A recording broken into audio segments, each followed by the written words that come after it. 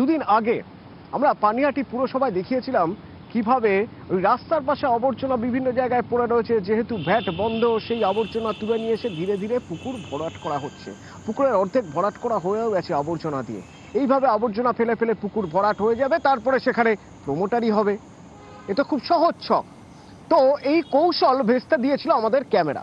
আমরা সেই ছবি দেখিয়েছিলাম। ঠিক দুদিনের মাথায় আজকের ছবি দেখাবো। দেখুন, আবর্জনা পরিষ্কার করা হচ্ছে ওখান থেকে।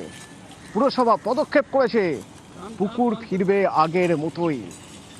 সুবীর প্রতিনিধি আমাদের সঙ্গে রয়েছেন। সুবীর, ওই পুকুর বা ওই জলাশয় বুঝিয়ে দেওয়া হচ্ছে আবর্জনা দিয়ে। এই খবর যারা যারা দিয়েছিলেন, আমাদের এলাকার যে মানুষদের এতদিনের ক্ষোভ ছিল, তারা নিশ্চয়ই এবার খুশি। পুকুর আগের মতো জায়গায় ফিরবে, টলমলে জল হবে। অতনুদা, গত পরশুদিন আমরা এই 29 নম্বর ওয়ার্ড পানিহাটি পৌরসভার ঘোলা শ্রীনগর এলাকাতে সেটা আমরা খবর দেখিয়েছিলাম যে এখানে ময়লা আবর্জনা দিয়ে পুকুরের অর্ধেক অংশ ভরাট করে ফেলা হয়েছে। এবং তারপরে দুদিন কাটতে না কাটতেই আজকে সকাল থেকে কিন্তু পৌরসভা অর্থাৎ পানিহাটি পৌরসভা উদ্যোগী হয়েছে এবং পানিহাটি পৌরসভার তরফ থেকে এই যে পুকুর পরিষ্কারের কাজ চালু করা হয়েছে। আর সকাল থেকেই 29 নম্বর ওয়ার্ডের যিনি তৃণমূল কংগ্রেস কাউন্সিলর রয়েছেন অরিন্দম বিশ্বাস, তিনি কিন্তু নিজে দাঁড়িয়ে থেকে পৌরসভার কর্মীদের দিয়ে এই আবর্জনা পরিষ্কারের কাজ তিনি করেছেন।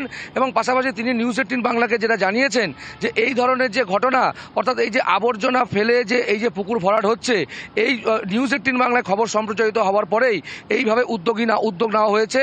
এবং আগামী দিনে যাতে এইভাবে পুকুর ভরাট কোনো রকমভাবে এলাকাতে না হয়, সেই দিকেও কিন্তু পৌরসভা এবং স্থানীয় পৌরপিতা তিনি নজর রাখবেন, এমনটাই কিন্তু তিনি জানিয়েছেন। ধন্যবাদ।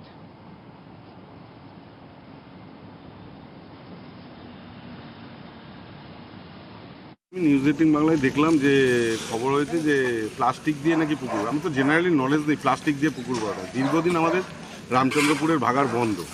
এবার আমাদের ডোর টু ডোর ময়লা কালেকশন হয়, সে ময়লা ফেলা যাচ্ছিল না কোনো জায়গায়। সেই জায়গায় দাঁড়িয়ে থেকে একটা সাইডে আমরা ডাম্পিং করছিলাম, সেখান থেকে হয়তো ওই পুকুরের সাইডে পড়েছে। সেটাই আর কি খবর করেছে কিছু